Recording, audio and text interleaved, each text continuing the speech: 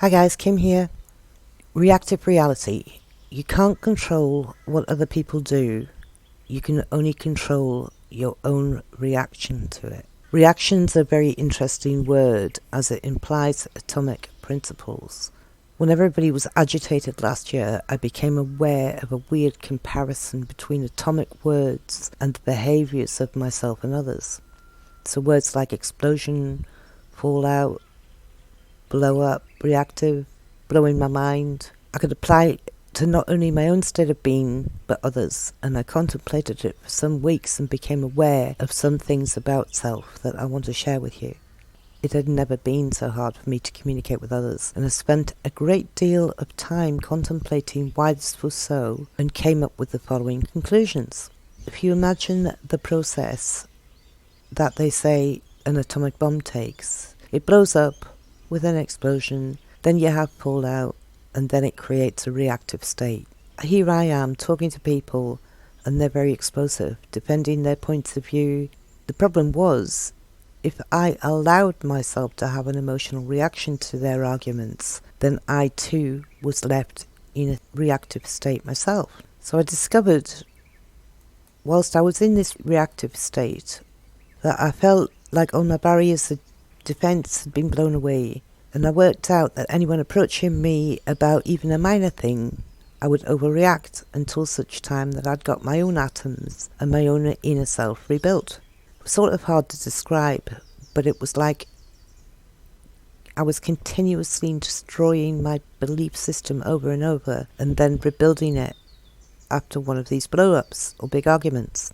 I'd be defensive all the time, very opposed to any new suggestions. And whilst I was in this reactive state, I discovered that the best thing I could do was hide away from everyone until such time that I'd regained my own composure. I also noticed that I couldn't accept any new information whilst in this reactive state of self. The other thing was I would attract chaos to myself, dropping things, couldn't get equipment to function, break things. So I learned just to relax, sit back until I got back to my normal self. Maybe it's fear. Don't know about that. I'm not sure how understanding this process helped me, but it led me to know or to teach myself to recognize two things. One was that I could be aware that I was heading towards one of these states and simply terminate the conversation. Often the other person would not just let go, so I'd simply stand firmly in the state of asking them to leave, not making any excuses, as this would be energetically draining for me, but simply say, "Okay, enough, please leave," and keep on repeating that until they left. And the other thing was, like I said at the beginning, you can't control what other people do, you can only control your reaction to it. So maybe I was destroying my own ego of having a belief in anything, or having anything to defend anything that I believe in. The atomic aspect is what occurs after you break through inside your mind, when the positive meets the negative or a disagreement.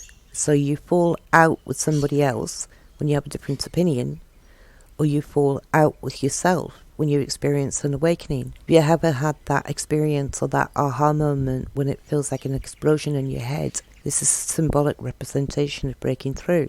I certainly fell out with people that I will possibly never be friends with again during this time. And I certainly feel that I'm a different version of myself than I used to be. There's an intolerance about me now, and I don't feel that that was there before. I feel this is in some way a part of becoming more spiritual. It's like there's a truth and understanding of self and controlling our own emotions. Even in the ion at the end of the word implies atomic principles. I know we're made of atoms, but it's just weird that there's a knowledge embedded secretly in the language of the atom. I do not think that our emotions are bad in any way. I think to express them is very important. Otherwise they can become pure poison inside of us. Just understanding them and picking out the useful ones, then banishing the ones that do harm to self. The recognition of that can be beneficial to ourselves and to others. There is one other point I would like to make. Many years ago I worked in an environment that was customer service based, but most of the people were in a volatile mindset. Often when working, one would have an argument with a customer earlier in the morning, but I got to see that if you had an argument early, that the angry people would then seek you out as if you had a label on your head saying, "I'm sensitive today, pick on me." Over the years, I learned that sending people to work in the background after a blow-up would be better than leaving them out in the front line, as they were volatile and more vulnerable. The weird thing was, though, that people would go in search for them. It's like people had an inbuilt radar system that we don't know exists, but the subconscious knows it's there. So be mindful when you're going outside in one of these vulnerable states. Withdraw, as the idiots will seek you out and take a bite out of your energy if they can. So one last thing is, I don't know if you've watched my 555 Transcending to Love video, but I'll put a link in below.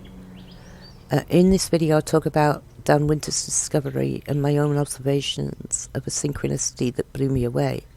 It's very relevant to this subject that I've talked about here, so it might be worth a listen to if you haven't listened to it already. Thanks for listening.